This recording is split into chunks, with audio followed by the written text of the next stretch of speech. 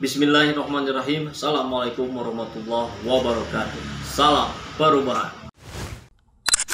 Sahabat semua, Indonesia itu penghasil kelapa sawit terbesar di dunia.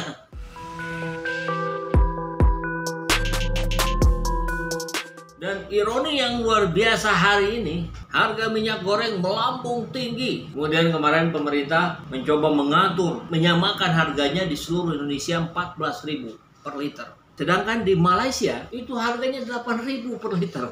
Luar biasa ya, selisihnya 6.000 rupiah. Dan yang lebih ironi lagi adalah informasi yang kita dapatkan bahwa ternyata yang mengatur harga minyak kelapa sawit ini adalah Malaysia.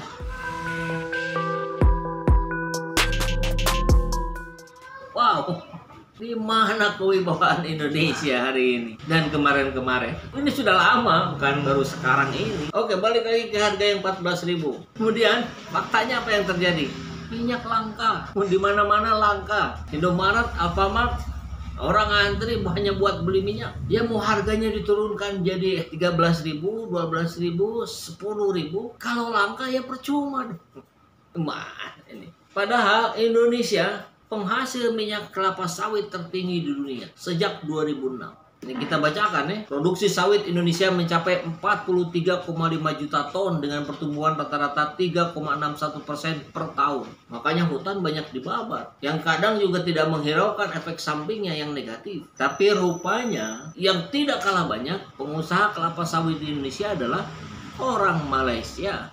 Atau minimal investornya dari Malaysia dan Singapura. Ini kok negara sebesar ini nggak berdaya ya? Jadi ini naik turunnya harga komoditas sawit dikendalikan oleh bursa di negeri jiran, Bursa Malaysia Deviratif. Selain berpatokan pada BMD, harga minyak sawit yang dijual di Indonesia juga mengacu pada bursa komoditas yang berada di Rotterdam, Belanda. Negara kecil. Tapi ya, kalau menelik pada sejarah barangkali tentu kita bertemu titik yang sama. Kita dijajah ratusan tahun sama Belanda.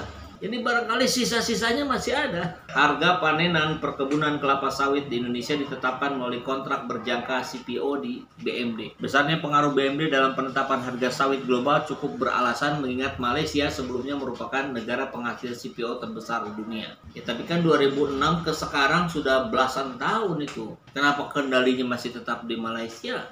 Bahkan di Belanda, nggak masuk akal. Ataukah memang ada negosiasi di belakang layar, di balik meja? Ya itu yang kita tidak tahu. Posisi BMD sebagai salah satu penentu harga sawit global tak tergeser meskipun Indonesia belakangan jadi penghasil CPO terbesar di dunia. Ya lahannya juga berkali-kali lipat Indonesia dibanding Malaysia. Tapi kan ironinya rakyat dibikin ngantri kayak bebek hanya untuk beli minyak.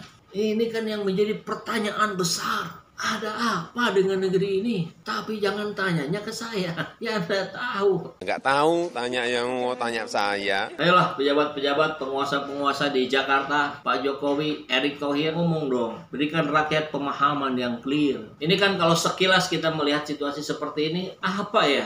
Ini seperti kebodohan yang luar biasa. Karena kita penghasil minyak kelapa sawit terbesar di dunia, kalau perlu kita nggak usah ekspor. Pakai saja buat di Indonesia sehingga harga bisa diturunkan serendah-rendahnya. Begitu kan? Tentu kita tidak dalam kapasitas menyalahkan Malaysia. Tapi kita harus mempertanyakan kenapa kemampuan manajemen Indonesia bisa secarut-marut ini. Malu kita.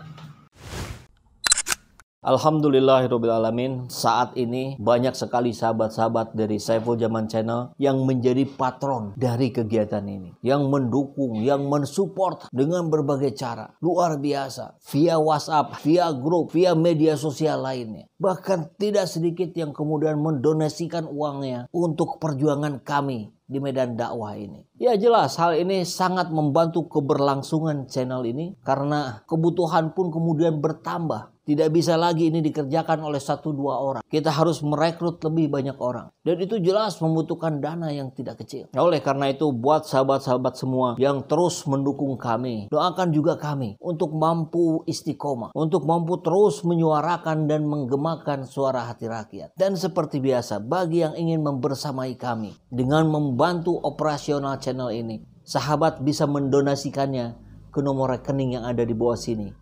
Dan silakan untuk mengkonfirmasikannya ke nomor yang ada di sini.